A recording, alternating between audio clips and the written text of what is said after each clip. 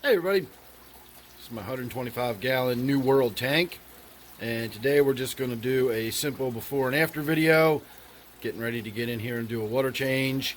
My goal is to get the tank nice and cleaned up because I intend on sitting in front of it and shooting a video later this afternoon, but I want to get the tank looking a little bit pretty before I do that. And in order to do that, we're going to do water change. We're going to get the glass wiped down. I may get in there and work on the filter a little bit. I don't know at this point, but we will have to wait and see. It still looks like I've got pretty good vigorous flow coming out. You can see the water level so low that you can actually see the water flowing back into the tank through the outlet up there. And at this end of the tank, I have a power head near the surface that at this point is actually partially above the surface. And then, of course, I've also got a big power head down in that bottom left-hand corner along with an air stone. So lots and lots of water movement in this tank, lots of aeration and gas exchange. So everybody's good and healthy. It's just time to get the glass wiped down, and instead of simply topping the tank off, I'm going to do a water change because of all those tannins in the water. You can see how tea-stained it is. So there you go. Consider that your before look. And there's your after.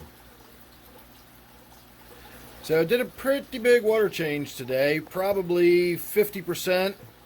Well, 50% of the visual volume of the tank. When you get into the amount of displacement on the bottom where all the rocks and gravel and everything are, if you take the top 50% out, that's where most of the water is. So by volume, I may have actually done a little more than a 50% water change. I wiped the glass down, and that's pretty much it. I didn't really get in there and do a whole lot of anything else. I drained a bunch of water out of the tank, and then I filled it back up and I wiped the glass down. I didn't spray hydrogen peroxide on anything. I didn't mess around with the filter. I did take some tests, and I did do a few little parameter checks just for the fun of it. And I want to make clear once again that when I'm always checking the nitrates in my tanks, and I'm always checking this and checking that, that's because I have a YouTube channel and I'm shooting videos about this kind of stuff. And not only do I need topics of discussion, but I also like to try to educate and throw that kind of stuff out there. So if I'm testing all the time, it's not because that's something you really need to do in the aquarium hobby. If it was just me by myself and I wasn't sharing this with everybody, I would seldom test for nitrates. When I do test my aquariums, it's usually because I'm looking to see if something's wrong, or I may suspect that something's not right, or I'm trying to determine the parameters such as water hardness or carbonate hardness or something like that, in which case most of the time I would not be checking for the nitrates. If I think something's wrong with my nitrogen cycle, nitrates are going to be the end result, indicating that everything's fine. If you want to find out if something's wrong with your nitrogen cycle or something's not working right, then you need to test for the nitrite, and you need to test for ammonia. That's what's going to let you know if something's not working in your nitrogen cycle. So testing for nitrates is just sort of like, I don't know, it's almost like taking the tank's temperature or something. It gives you one number to go by, but it's a valuable number. It's a number, I was trying to think of a comparison, and it would be like if you were gauging the weather for your garden outside and all you really had to go on was a rain gauge. A rain gauge is only going to give you one specific piece of information, but you can extrapolate a lot about what's happening in your garden based simply on how much rain you're getting. If you've got a pretty good understanding of your soil and the needs of your plants and how much sun it's getting and all that, the only thing you really need to measure is how much water it's getting. So the nitrates is a similar kind of test. There's a lot of other stuff going on in the aquarium, but if I kind of keep an eye on the nitrates, that gives me a pretty good idea of what's going on with a lot of the other stuff. We can kind of think of the nitrates as a proxy.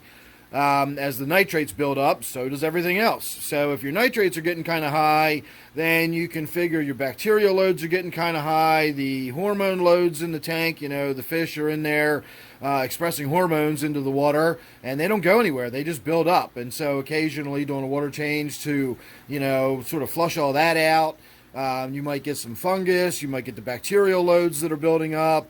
And of course, if you want to just reduce the visible effects of tannins and things like that, water changes are necessary. And again, just using those nitrates as sort of a proxy is about all that's good for. The nitrates themselves are not a big deal. They're not really harmful to your fish, contrary to popular belief.